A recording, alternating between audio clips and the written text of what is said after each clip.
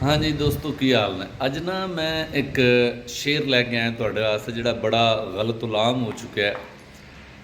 गलत उलाम इस सेंस कि बंदे उस शेर में इंज पढ़ते हैं कि तू की जाने यार फरीदा, तू की जाने यार अमीरा, रोटी बंदा खा जाती है। जबकि असल शेर मनान कदीर मनान साढ़े बड़े प्यारे दोस्त शायर उर्दू पंजाबी सराइकी शायरी करते हैं, आउट ऑफ कंट्री होंगे ने। मनान कदीर मनान होरां दी गज़ल है कि रोटी गल विच फाह पांदी है, रोटी गल विच फाह पांदी है, रोटी नुकरे चा लांदी है, बंदे रोटी की खानी, रोटी बंदा खा जाती है। शेर असल है कि बंदे रोटी की खानी है, रोटी बंदा खा जाती है। लेकिन इन्ना तरोड़ मरोड़ के ते बाबे फरीद दा नाल जोड़िया जाता है कि तू की जाने यार फरीदा।